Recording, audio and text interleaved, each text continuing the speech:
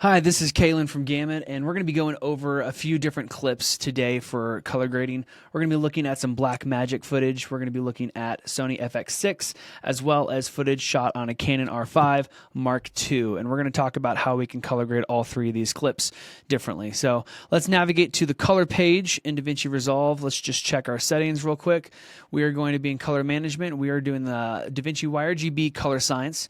Our timeline color space, or our tools, are going to be DaVinci Wide Gamut Intermediate. And then our output or display color space, we're going to be Rec. 79A. And also make sure Tetrahedral is always selected.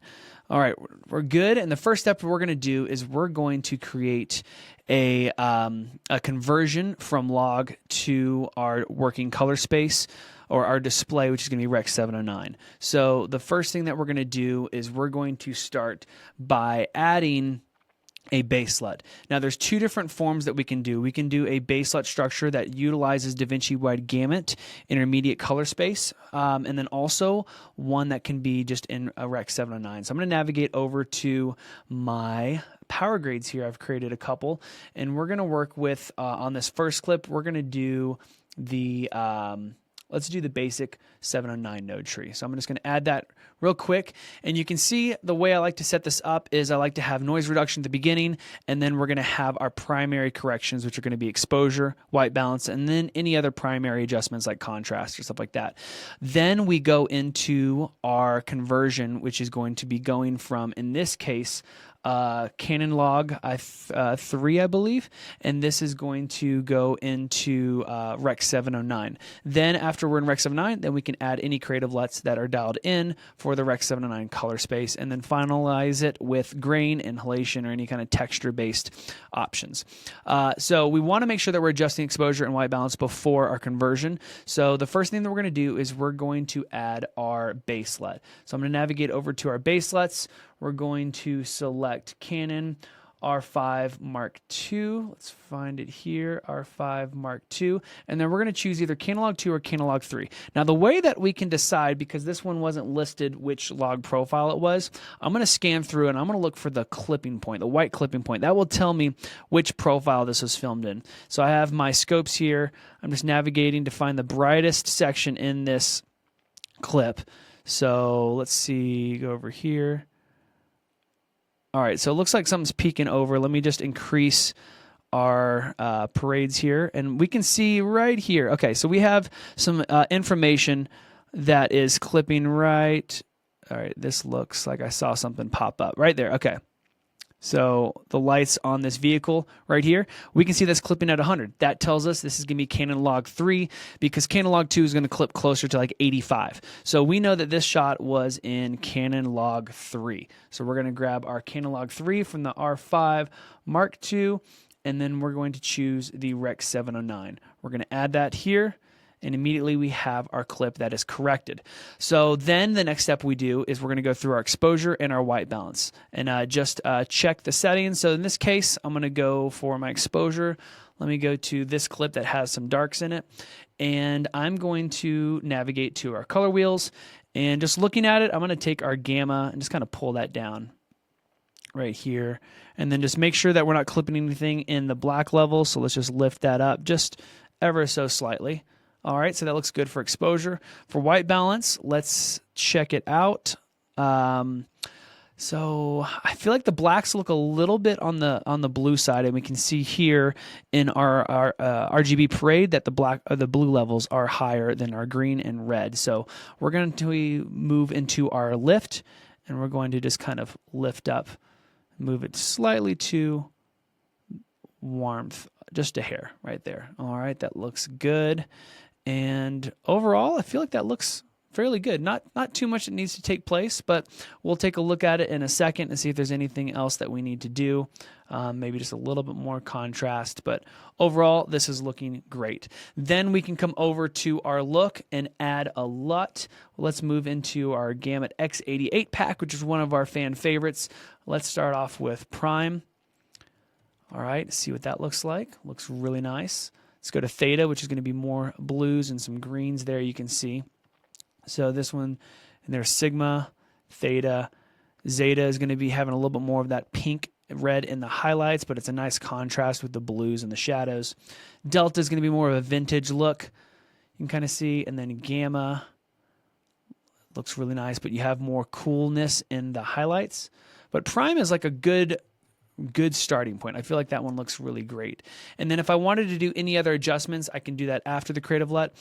In this case, if I want to bring back a lot of detail in the highlights, I can use Gamut Boost. And so I have Gamut Boost listed right here, and I can enable that. That can go on a clip level where I can do that before the conversion. I can do it after the look. I can do it before the look. You can kind of use Boost wherever you want.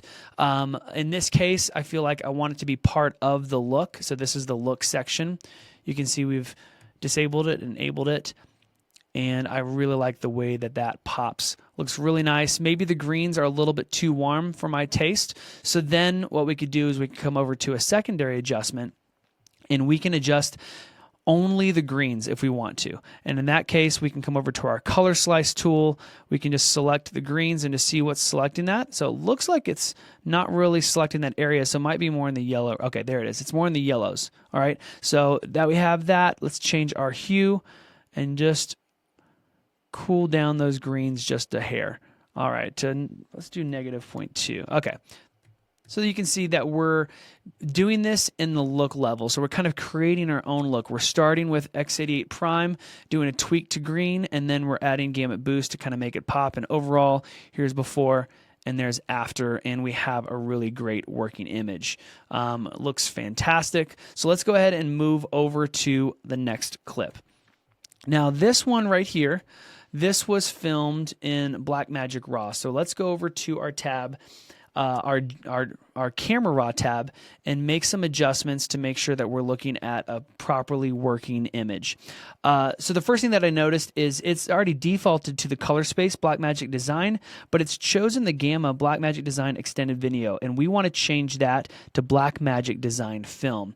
And we're using the Gen 5 Color Science, so this is perfectly adapted, and this is going to be filmed. Then this is filmed on the Ursa Mini Pro 12K Pro, or the 12K. So we're going to navigate over to our BaseLUTs, and we're going to select that LUT here. But this time I want to do it using the DaVinci Wide Gamut workflow for the node tree. So here, let's navigate to our gallery page, and I have this already preset for a node tree, which we'll probably make available soon on our site at Gamut. But we're going to navigate and just drag that onto our clip, okay?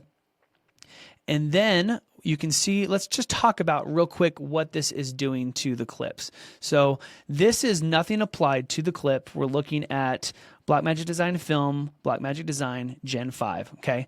Then what we're doing is we have two steps to that. So we're doing a sandwich method where we are going from our log, which is going to be Gen 5 Film, to DaVinci Wide Gamut, and then we're going to be doing our standard adjustments like exposure, white balance, or any primary adjustments. And then we're going to come into from DaVinci Wide Gamut out to our display, which is going to be Rec 709, and then we can finalize it with a look in the Rec 709 color space. Now this is already pre-selected because I had this part of the node tree, and we have this. This is a BaseLUT DaVinci Wide Gamut to Rec 709. This is already applied. We can also make this LUT available for you if you want.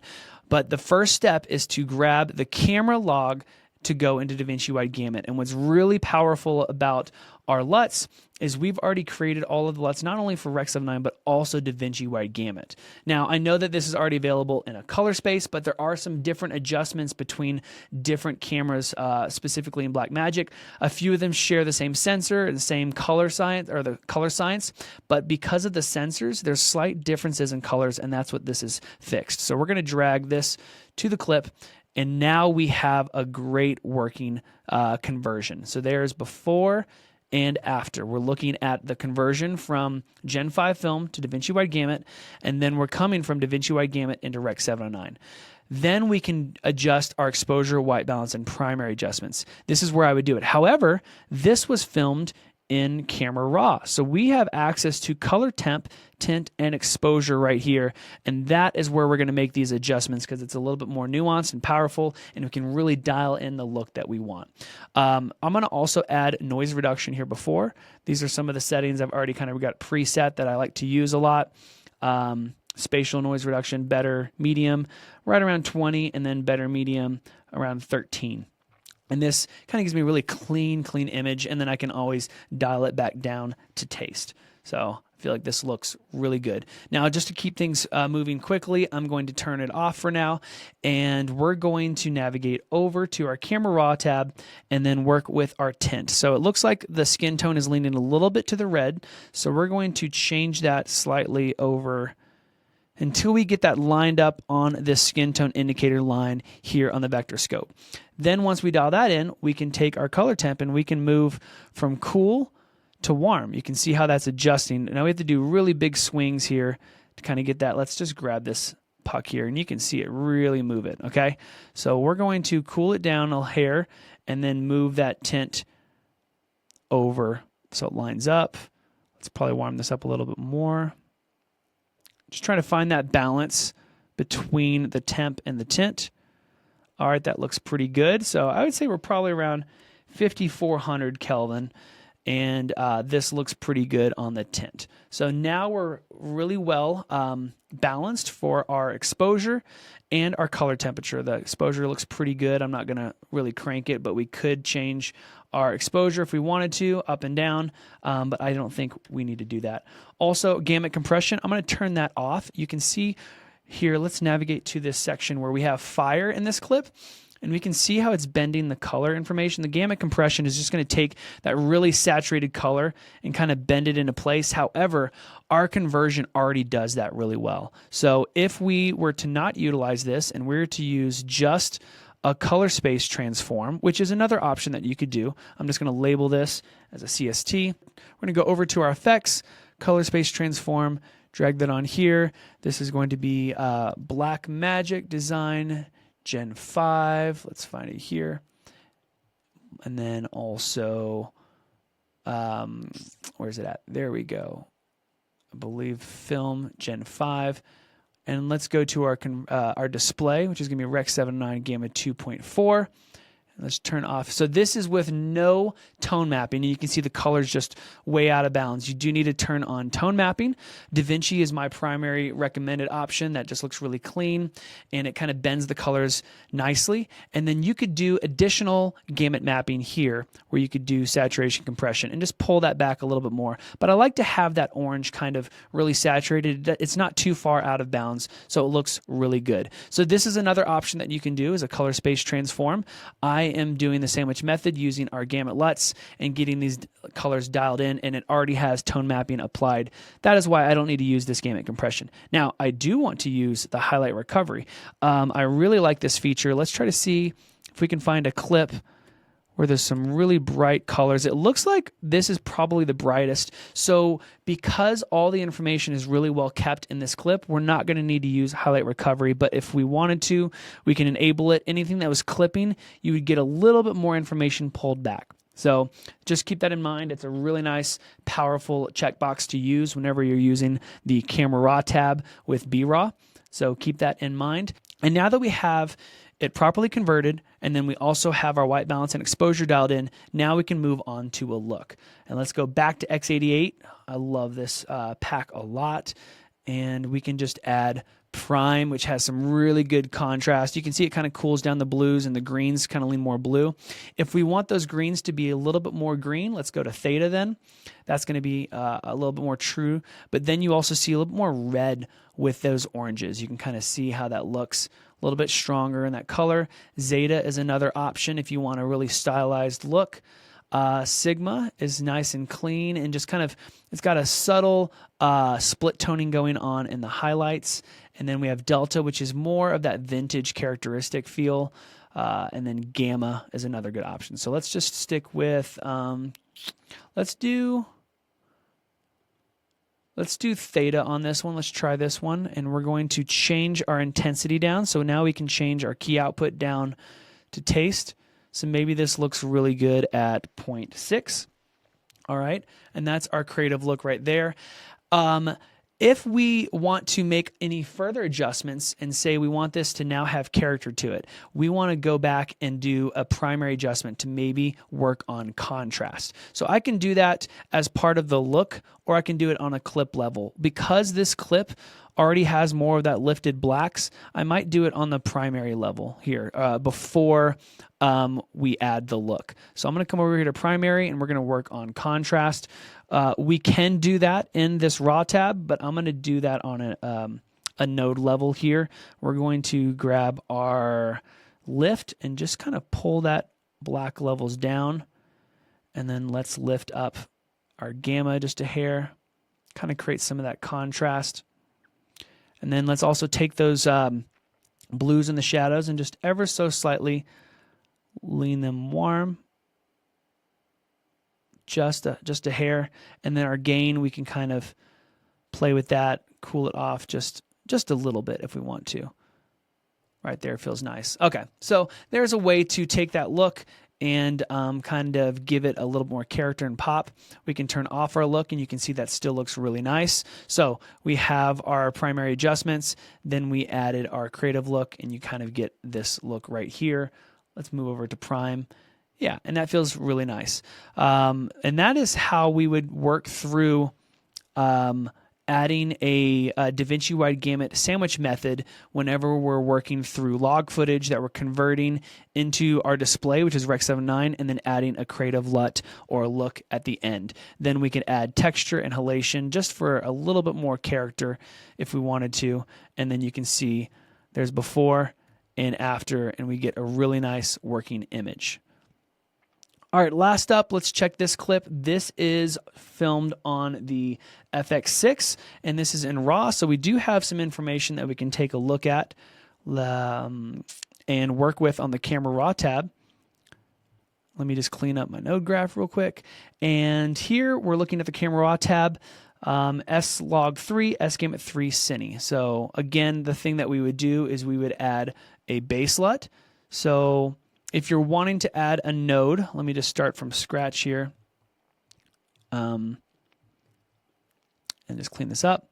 So what we could do is we can right click on this node and we can say add node, and we're going to add a serial node that adds it right next to it. If you click it in the empty space, you can see that it's called a corrector node, and then you can pipe that in. You would want to use the green arrows. That is how we connect everything. The blue is if you have an alpha output channel, and here you can run the blues and use them for keying and masks and some other stuff, but we don't need to use that in this scenario. So I'm just going to disable those, and we're going to start with this serial node, and we're going to label this BaseLUT because we want to see this corrected first before we do any adjustments. Let's go to our Sony BaseLUTs, FX6, and then we're in S-Log3 to Rec. 709. All right, so we have this clip here. Let's just kind of scan through it and see what's going on with the shot. All right, so we have, it looks like the talent is just watching something on the screen. So we're gonna have some different exposure bumps. And this is a really great time to take control of the Camera Raw tab. And this is where we come into our color temp. And you can see we can warm it up and just bring really good life back into the skin tones. It's going to be difficult to try to dial in the proper skin tones because the color of whatever the talent is looking at is impacting their skin. So we're going to have different color hues coming across their face, which we can see. Let me just expand this to 2x so you can see. You can see it's all over the place. It's shifting right there. Let me just move this over. You can see how it's bouncing between different tint levels and stuff. So for us to kind of choose one level is going to be a little bit difficult. So you kind of take a ballpark of what you feel looks like a good general representation of that. All right. So I'm going to have my color temp. Let's just set that to 4,000 for now, and then just see if my tint needs any kind of adjustment. Maybe leaning there. 35 feels good. And then we could lift up our exposure.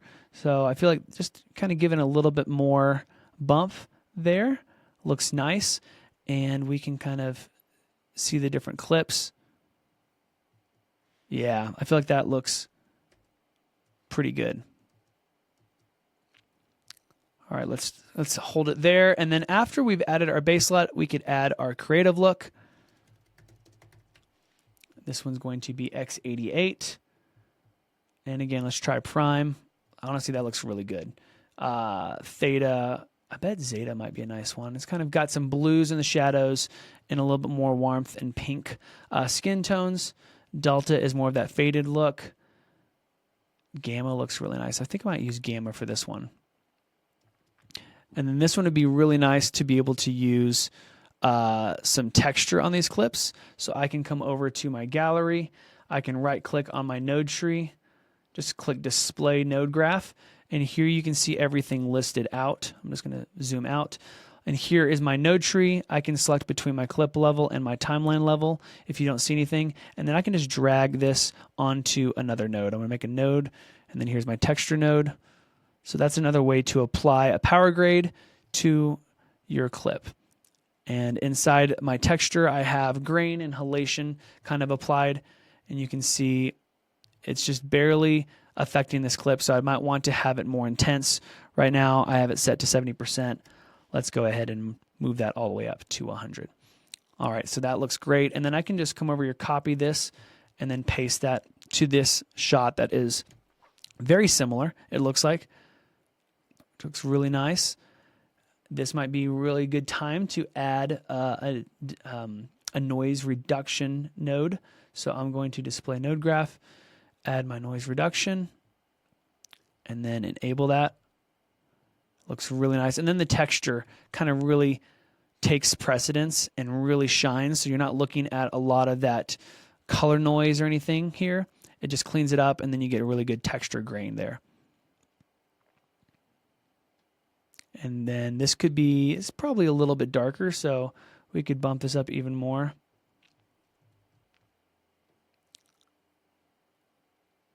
Yeah, so I feel like that's a really good working image. So that is how you can kind of work with FX6 footage. Here we looked at B-RAW clips and how we worked with the DaVinci wide gamut node tree.